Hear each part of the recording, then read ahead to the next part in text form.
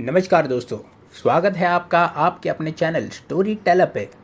आपने अपने लाइफ में काफ़ी सफल लोगों को देखा होगा और यह भी सुना होगा कि लोग उस सफल व्यक्ति के बारे में कह रहे हैं कि वह रातों रात सफल हो गया है।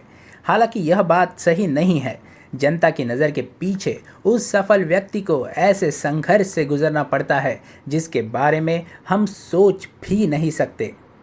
कर्नल सैंडर्स की कहानी इस तरह का एक शानदार उदाहरण है कि सफल लोग सफल होने से पहले कितनी सारी दुविधाओं से गुजरते हैं और फिर कैसे प्रसिद्धि और पैसा उनके जीवन में आता है। आज पूरी दुनिया में लगभग सभी लोग कर्नल सैंडर्स को जानते हैं, जो एक लोकप्रिय रेस्टोरेंट चेन KFC के संस्थापक है। आप सभी ने KFC के लोगो पे उनकी तस्वीर को देखा होगा। इस तस्वीर की बदौलत सैंडर्स दुनिया में सबसे ज़्यादा पहचाने जाने वाले दूसरे सेलिब्रिटी हैं। हालांकि कई लोग उनकी प्रेरक कहानी नहीं जानते कि उन्होंने कैसे वैश्विक स्तर पे इतनी बड़ी रेस्टोरेंट चेन की स्थापना की, जो 123 देशों में 20,000 से अधिक आउटलेट का दावा करती है। कर्नल सैंडर्स का जन्म 9 सितंबर 1890 को हुआ। सैंडर्स का जन्म काफ़ी मामूली परिवार में हुआ था। उनके पिता एक किसान थे। सैंडर्स के जन्म के 5 साल बाद उनके पिता की मृत्यु हो गई। चूँकि उनकी मां का अपने काम पे अधिकांश समय ध्यान रहता था, सैंडर्स को अपने छोटे भाई बहनों का ख्याल रखना पड़ता था। इसी वजह से उन्हें कम उम्र में ही खाना बनाना सीखना पड़ा। जब अन्य हम उम्र बच्चे बोलना सीख रहे थे, तब वे एक बेहतरीन कुक बन गए थे। 1902 में जब सैंडर्स 12 साल के थे, तब उनकी मां ने दोबारा शादी की। सारा परिवार अपनी मां के नए पति के साथ रहने के लिए ग्रीनवुड चला गया। नए घर में जीवन इतना अच्छा नहीं चल रहा था। उनके सौतेले पिता उन पर बहुत कठोर थे। उनके पिता के घर पर लगभग 1 साल रहने के बाद सैंडर्स और उनके छोटे भाई को लगा कि वे अब इसे और नहीं सह सकते। दोनों ने घर छोड़ने का फैसला किया। छोटा भाई अलबामा में चाची के साथ रहने के लिए चला गया, जबकि सैंडर्स ने खुद के लिए एक नए जीवन की शुरुआत करने का फैसला किया। घर छोड़ने के बाद सैंडर्स को एक घोड़ा गाड़ी चलाने का काम मिला। कुछ ही समय बाद 14 साल की उम्र में उन्होंने ग्रीनवुड के पास एक फार्म हैंड के रूप में नौकरी की। वह सुबह उठने के बाद जानवरों को खिलाते थे, दिन में स्कूल जाते थे और फिर शाम को चिकन बनाने और खेत के आसपास अन्य अजीबोगरीब काम करने के लिए वापस आते थे। छठी कक्षा पूरी करने के बाद उन्हें स्कूल से बाहर कर दिया गया और एक फार्म हैंड के रूप में पूर्णकालिक काम करने का उन्होंने फैसला किया। सैंडर्स ने 15 वर्ष की आयु तक खेत में काम करना जारी रखा। खेत छोड़ने के बाद सैंडर्स के पास कुछ काम नहीं था, तो वह 16 वर्ष की उम्र में 1906 में संयुक्त राज्य की सेना में भर्ती हो गए। उन्हें क्यूबा भेजा गया था, जहां वह लगभग 1 साल तक रहे, जब तक कि उन्हें सेना से सम्मानित नहीं किया गया। सेना में उनके छोटे कार्यकाल के कारण आप शर्त लगा सकते हैं कि उन्होंने सेना में कर्नल की उपाधि अर्जित नहीं की थी। कर्नल की उपाधि जीवन में बहुत बाद में आई और वह उन्हें केंटकी के 2 राज्यपालों गवर्नर रूबी लफून और गवर्नर लॉरेंस पितरफी ने 1935 और 1950 में देकर सम्मानित किया था। सेना छोड़ने के बाद अपने चाचा की मदद से सैंडर्स ने रेलवे में एक मजदूर की नौकरी पा ली। बाद में वह रेलवे में फायरमैन की पोस्ट के लिए आगे बढ़े। रेलवे में काम करने के दौरान सैंडर्स की मुलाकात जोसेफिन किंग नाम की एक महिला से हुई और दोनों ने कुछ समय बाद शादी कर ली। एक बीवी, 3 बच्चे, जीवन एकदम मस्त चल रहा था। लेकिन दुर्भाग्य से सैंडर्स के लिए रेलवे कार्यकर्ता के रूप में उनका जीवन लंबा नहीं चल पाया। सैंडर्स एक गर्म स्वभाव वाला युवक थे और एक कार्यकर्ता के साथ विवाद के बाद उन्हें इस नौकरी से निकाल दिया गया था। एक रेल कर्मी के रूप में अपने दिनों के दौरान सैंडर्स लॉसेल एक्सटेंशन यूनिवर्सिटी से लॉ में शिक्षा ले रहे थे और कानून की डिग्री प्राप्त करने में कामयाब रहे थे। रेलवे की नौकरी से निकाल दिए जाने के बाद उन्होंने काम करने के लिए अपनी डिग्री का उपयोग करने का फैसला किया और अरकानसस के लिटिल रॉक में जस्टिस ऑफ पीस कोर्ट में वकील के रूप में कानूनी करियर शुरू किया। हालांकि उनका कानूनी करियर भी कम समय तक जीवित रहा और उसका कारण भी उनका गर्म स्वभाव ही था। अपने कानूनी करियर में लगभग 3 साल सैंडर्स ने अपने ही मुवक्किल के साथ कोर्ट सेशन के दौरान जमकर लड़ाई की। घटना के बाद सैंडर्स को गिरफ्तार किया गया। हालांकि उन्हें जेल नहीं हुई थी, फिर भी उन्हें कानून के अभ्यास से रोक दिया गया था। अपने कानूनी करियर में अचानक कटौती के कारण सैंडर्स के लिए जीवन कठिन हो गया था और वह हेनरी विले में अपनी मां के साथ रहने के लिए वापस जाने के लिए मजबूर हो गए थे, जहां उन्हें एक मजदूर के रूप में पेंसिल्वेनिया रेल मार्ग पर काम मिला। कुछ ही समय बाद उन्हें जीवन बीमा सेल्समैन की नौकरी मिली। हालांकि उनकी खराब किस्मत ने उनका पीछा करना नहीं छोड़ा और जल्द ही उन्हें इस नौकरी से भी निकाल दिया गया। जीवन बीमा नौकरी से निकाले जाने के बाद सैंडर्स ने एक और नौकरी पाई और ओहायो नदी पर एक नौका नाव कंपनी शुरू करने के लिए पर्याप्त बचत की। उनकी नौका नाव कंपनी एक त्वरित सफलता बन गई। उन्होंने फेरी बोट कंपनी में कुछ शेयर बेचे और कंपनी के सचिव बन गए। इस समय नदी पर एक पुल के निर्माण ने नौका नाव कंपनी को व्यवसाय से बाहर करने की धमकी दी थी। सैंडर्स ने कंपनी में अपने शेयर बेच दिए और $22,000, आज के पैसे में लगभग $3,24,000 कमाए। इस नकद से सैंडर्स ने किसानों को एसिटिलीन लैम्प बेचने के उद्देश्य से एक एसिटिलीन प्रकाश कंपनी की स्थापना करने का निर्णय लिया, लेकिन वह भाग्य में कम थे। बिजली के प्रसार की वजह से अपने एसिटिलीन लैम्प से कोई भी पैसा बनाना उनके लिए असंभव था और उनकी कंपनी डूब गई। फिर सैंडर्स ने विंचेस्टर में मिशेलिन के लिए टायर विक्रेता के रूप में काम किया। यह काम भी अचानक समाप्त हो गया जब मिशेलिन ने अपने न्यू जर्सी के विनिर्माण संयंत्र को बंद कर दिया।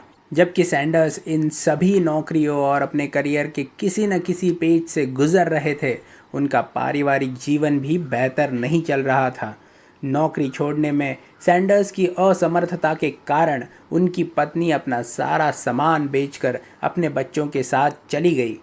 सैंडर्स उसे वापस आने के लिए मनाने में कामयाब तो रहे, लेकिन आखिरकार 1947 में दोनों का तलाक हो गया। जैसे जैसे सैंडर्स की उम्र बढ़ती गई, वैसे वैसे यह विश्वास लोगों में बढ़ता गया कि वह कभी भी सफलता हासिल नहीं करेंगे, जो उन्होंने अपने जीवन के अधिकांश समय में नहीं की थी। टायर विक्रेता के रूप में अपने समय के दौरान सैंडर्स संयोग से केंटकी के मानक तेल के महाप्रबंधक से मिलने गए।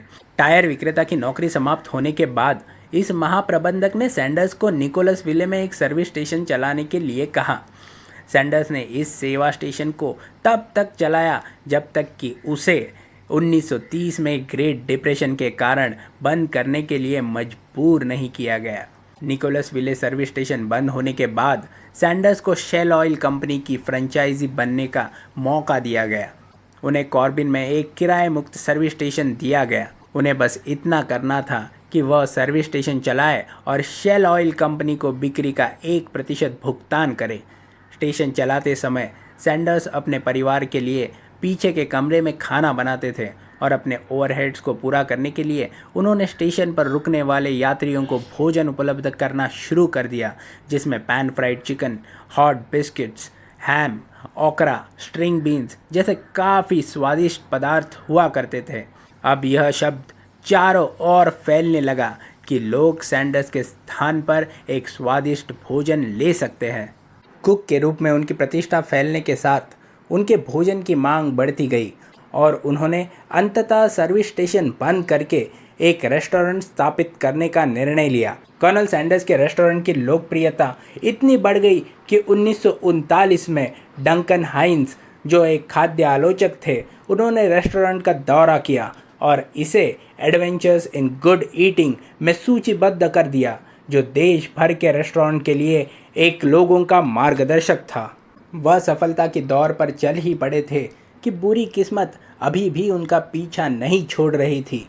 1939 के थैंक्सगिविंग पर उनका रेस्टोरेंट जल गया, लेकिन यह हादसा कर्नल को रोक नहीं सका। कर्नल सैंडर्स ने 142 ग्राहकों के बैठने की क्षमता के साथ रेस्टोरेंट का पुनर्निर्माण किया।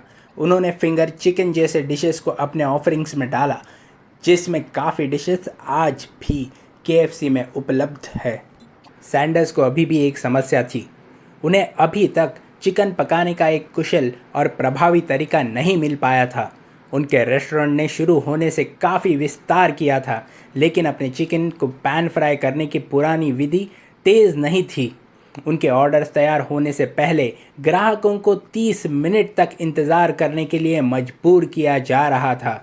दूसरी ओर जबकि फ्रेंच फ्राइंग विकल्प तेज़ था, अगर उसको यूज़ किया जाए तो उसके परिणाम स्वरूप चिकन क्रस्टी, ड्राई और असमान बन जाता था। और यह वह चीज़ थी जो सैंडर्स अपने रेस्टोरेंट में परोसना नहीं चाहते थे। 1939 में उन्होंने खाना पकाने की एक नई विधि को अपनाया जो उनके लिए बहुत बड़ी सफलता बन गई। उन्होंने प्रेशर कुकर के रूप में ज्ञात एक नए आविष्कार किए गए बर्तन के साथ प्रयोग करना शुरू कर दिया। कई प्रयोगों के बाद उन्होंने दबाव और खाना पकाने के समय का सही संतुलन पाया, जिसने चिकन के स्वाद और नमी को सील कर दिया और नरम चिकन का उत्पादन किया जो न तो क्रस्टी था, न ही ड्राई और न ही किसी दिशा से असमान। सबसे अच्छी बात यह थी कि चिकन केवल 8 मिनट में तैयार हो जाता। अपने गुप्त नुस्खे और चिकन पकाने की अपनी नई पद्धति के साथ कर्नल सैंडर्स का रेस्टोरेंट अगले दशक तक फूलता फलता रहा। फिर कहानी में एक और ट्विस्ट आ गया। रेस्टोरेंट के सामने जो हाईवे जंक्शन था, जिसकी वजह से काफ़ी ट्रैफिक रेस्टोरेंट में आता था, उसको हटा दिया जाने वाला था। इससे बिजनेस पे काफ़ी असर पड़ गया। यह कम था कि मामले को बदतर बनाने के लिए एक नए अंतर्राज्यीय राजमार्ग के निर्माण की घोषणा की गई। नया राजमार्ग उनके रेस्टोरेंट को 7 मील तक बाईपास करने वाला था। इस घोषणा के साथ कर्नल सैंडर्स जानते थे कि उनका रेस्टोरेंट जीवित नहीं रहेगा। उन्होंने रेस्टोरेंट को नीलाम करने का फैसला किया। दुर्भाग्य से खरीदारों को पता था कि व्यवसाय मरने वाला है और कर्नल के पास रेस्टोरेंट को काफ़ी नुकसान में बेचने के अलावा कोई उपाय नहीं था। लगभग 1 दशक तक सफलता का मध्यम स्तर चखने के बाद कर्नल वापस स्क्वायर वन पर आ गए थे। अब जबकि उनका रेस्टोरेंट व्यवसाय अधिक नहीं था, कर्नल सैंडर्स ने अधिक ईमानदारी से मताधिकार व्यवसाय को आगे बढ़ाने का संकल्प किया। 60 के दशक में कर्नल ने अपने मताधिकार बेचने के लिए देश भर में होटलों के चक्कर लगाए। ऐसा करते वक्त अपनी कॉस्टिंग को कम करने के लिए कर्नल सैंडर्स अक्सर अपनी कार के अंदर सोते थे। किसी समय उन्हें अपने दोस्तों पर मुफ्त भोजन के लिए निर्भर रहना पड़ता था। कर्नल सैंडर्स के लिए यह एक कठिन काम था, यह एक कठिन समय था, और जो उन्हें आगे बढ़ा रहा था वह यह उम्मीद थी कि वह एक प्रतिष्ठा मताधिकार प्राप्त करेंगे। उनकी कड़ी मेहनत ने आखिरकार भुगतान किया। 1964 तक कर्नल संयुक्त राज्य अमेरिका और कनाडा में 600 से अधिक आउटलेट के साथ लाखों डॉलर की कंपनी बनाने में कामयाब रहे थे। इस उपलब्धि को और भी प्रभावशाली बनाता है एक ऐसा तथ्य, और वह तथ्य ये है कि एक अकेला आदमी पूरी कंपनी का ऑपरेशन चला रहा था। उन्होंने सेल्समैन को अपने मताधिकार का प्रचार करने के लिए नहीं रखा था, उन्होंने ये सब अकेले किया था।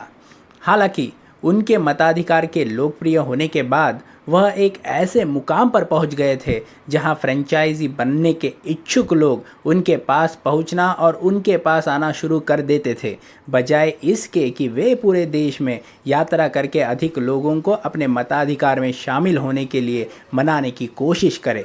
आज भी कर्नल का चेहरा और उनके सिग्नेचर सफ़ेद सूट और बाउटी KFC ब्रांडिंग का एक केंद्रीय हिस्सा है। कर्नल सैंडर्स की कहानी एक महान प्रेरणा है। जब भी आप उन सभी चुनौतियों से अभिभूत महसूस करते हैं जो जीवन आप पर फेंकता है, तो आपको इस महान व्यक्ति की कहानी याद रखनी चाहिए। उन्हें कई नौकरियों से बर्खास्त किया गया, उनकी पत्नी ने उन्हें छोड़ दिया, उन्होंने अनियंत्रित क्रोध और आक्रामकता के कारण अपने कानूनी करियर को गड़बड़ कर दिया, उनका पहला रेस्टोरेंट जल गया, उनका नया धमाकेदार रेस्टोरेंट एक नई बाईपास के निर्माण की वजह से व्यवसाय से बाहर हो गया। लेकिन इस आदमी ने कभी हार नहीं मानी। 65 साल की उम्र में जब बहुत सारे लोग अपने जूते लटकाते हैं, तो उस वक्त इस प्रतिभाशाली व्यक्ति ने विश्व स्तर पर सबसे बड़ी खाद्य श्रृंखलाओं में से एक कंपनी का निर्माण किया। ऐसे महान प्रेरणा स्रोत को स्टोरी टेलर नमन करता है। दोस्तों, अगर आप लोगों को ये वीडियो पसंद आया तो प्लीज़ लाइक कीजिए, कमेंट कीजिए, शेयर कीजिए और हमारे चैनल स्टोरी टेलर को सब्सक्राइब कीजिए।